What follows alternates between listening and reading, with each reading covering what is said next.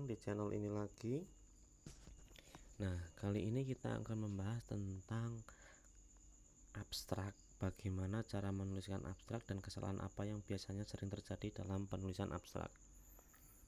Cuma lebih spesifik lagi, di video ini kita akan membahas tentang kesalahan dalam penulisan abstrak. Secara kebetulan ada yang sudah mengirimkan artikel jurnal kepada saya untuk direview. Nah, dari situ kita nanti bisa melihat sejauh mana si penulis ini nanti membuat abstraknya, apakah sudah sesuai atau perlu direvisi. Kita lihat ya.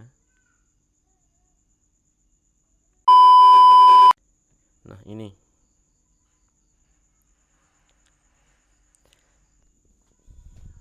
jurnal yang berjudul Historiografi Islam Nusantara, sebuah identifikasi.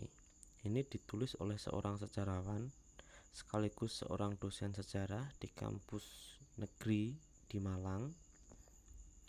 Nah, beliau menuliskan ini untuk dimasukkan ke dalam suatu jurnal yang kebetulan di jurnal itu saya juga sebagai editor in chief-nya.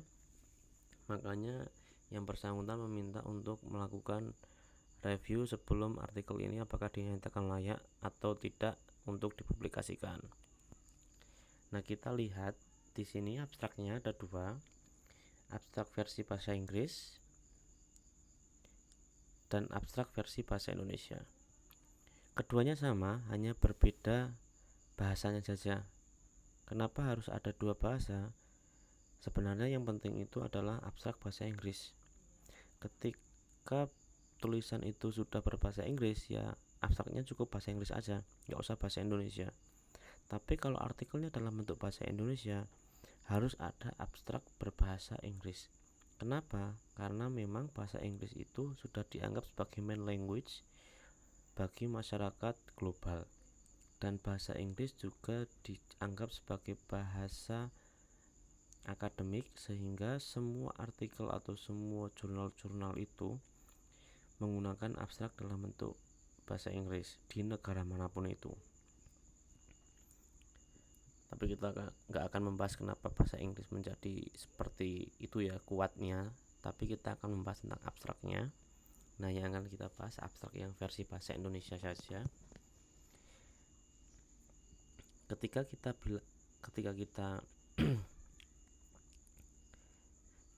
kita membicarakan tentang abstrak, ada komponen-komponen yang harus dipenuhi dalam sebuah abstrak. Komponen yang pertama adalah abstrak harus ada tujuan penelitian itu harus ada. Kemudian komponen yang kedua, suatu abstrak itu harus memasukkan metode penelitiannya. Terus kemudian yang ketiga, abstrak itu harus memasukkan temuan penelitiannya. Dan komponen yang keempat atau komponen yang terakhir, suatu abstrak harus menunjukkan hasil penelitian tersebut. Nah, selain komponen-komponen, ada juga aturan lain yang harus dituliskan dalam abstrak. Kalau menurut dikti atau LIPI dalam bahasa Indonesia, bukan dalam bahasa Indonesia, di Indonesia yang mengacu juga dari luar negeri, abstrak itu ditulis dengan minimal kata 100 dan maksimal kata 250. Jadi tulisan abstrak itu harus ada di antara 100 sampai 250 kata. Tidak boleh kurang, tidak boleh lebih. Makanya kalau kita lihat di sini kemungkinan ini ada kurangnya, kurang dari 100 kayaknya ya, kurang ya. Nanti kita lihat, kalau kurang berarti nanti si penulis diminta untuk melakukan revisi. Nah, kita lihat abstrak yang bahasa Indonesia. Ingat, komponen pertama abstrak itu harus ada tujuan penelitian. Kita lihat kalimat pertamanya. Islam merupakan salah satu tema arus utama dalam disiplin sejarah di Indonesia. Oke, di situ kalimat itu menunjukkan bahwasanya Islam menjadi tema dalam penelitian ini. Karena apa? Islam sebagai salah satu tema arus utama dalam disiplin sejarah, sesuai dengan judul Historiografi Islam Nusantara. Terus kemudian kita lihat kalimat kedua. Artikel ini berupaya mengidentifikasi karya historiografis Islam Nusantara. Oke, berarti dari kalimat pertama hingga kalimat kedua itu sudah memenuhi komponen pertama dalam abstrak, yaitu tujuan penelitian. Dari dua kalimat ini kita bisa lihat bahwa tujuan penelitian ini adalah mengidentifikasi karya historiografis Islam Nusantara, karena Islam dianggap sebagai salah satu tema arus utama dalam disiplin sejarah di Indonesia. Berarti komponen yang pertama dalam pembuatan abstrak beres. Lalu kita lihat yang kedua. Kalimat kedua, hasilnya adalah teroka karya historiografi sebagai upaya dekolonisasi, rekaman sublimasi nilai-nilai Asia, sejarah kanun, dan historiografi alternatif. Kemudian kalimat yang keempat, metode yang dipakai artikel ini adalah kajian pustaka. Oke, berarti kita lihat kalimat ketiga dan kalimat keempat itu sudah memenuhi komponen kedua dalam pembuatan abstrak, yaitu ada metode penelitian. Jadi metode penelitian ini adalah kajian pustaka. Oke, berarti dua komponen sudah tidak ada masalah. Kita lihat kalimat berikutnya. Hasil dari artikel ini adalah pembabakan historiografi Islam di Nusantara, yakni masa klasik dan masa kolonial. Nah, ketika kita lihat ini, di sini sudah menunjukkan hasilnya. Penulis menuliskan hasil dari artikel ini adalah pembabakan perkembangan historiografi Islam di Nusantara. Jadi dalam proses pembuatan abstrak ini dia langsung masuk kepada komponen yang keempat, yaitu hasil. Sedangkan komponen yang ketiga tentang temuan itu tidak disebutkan atau tidak ada dalam abstrak. Maka dari itu untuk abstrak ini nanti pasti akan ada revisi, bahwasanya abstraknya kurang lengkap, yaitu harus menunjukkan komponen atau harus menunjukkan temuan hasil penelitian dari tulisan historiografi Islam Nusantara. Itu kesalahannya, atau bukan kesalahan tapi kekurangannya di situ. Itu yang pertama, catatan di sini. Kita tulis dulu.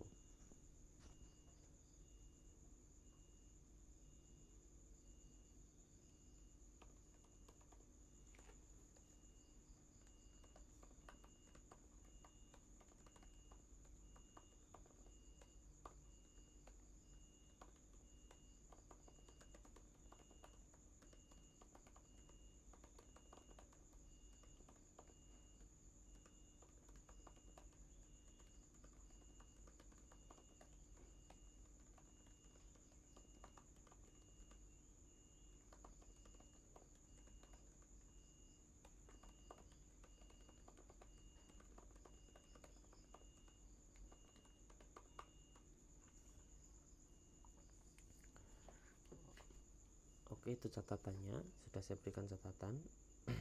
Terus kita masuk lagi di abstrak lagi. Tadi abstrak itu ada aturan jumlah kata minimal 100 dan maksimal 250. Dan kalau dilihat dari tampak visualnya, kayaknya ini belum sesuai dengan standar minimal ya. Tapi kita coba hitung dulu, kita blok semuanya. Kita lihat berapa. Nah, ternyata jumlah katanya hanya 62, jumlah karakter tanpa spasi 427, dan jumlah karakter dengan spasi 489. Dengan kata lain, abstrak ini juga perlu penambahan kata. berdasarkan itu nanti kita tambah juga di sini.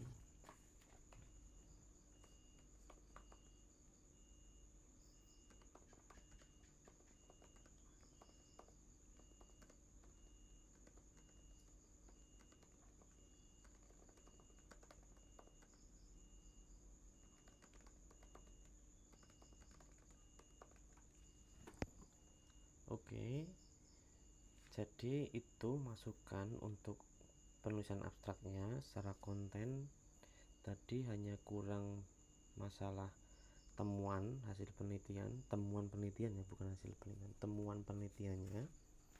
Terus untuk masalah jumlah itu juga masih kurang karena yang dituliskan di sini masih hanya 62 kata, sedangkan jumlah minimal katanya itu harus 100. Itu berarti harus direvisi untuk abstraknya. Sedangkan kita lihat kata kunci. Nah, ini kata kuncinya ini salah. Saya highlight aja ya. Salah. Kenapa salah? Harusnya dipisah, spasi.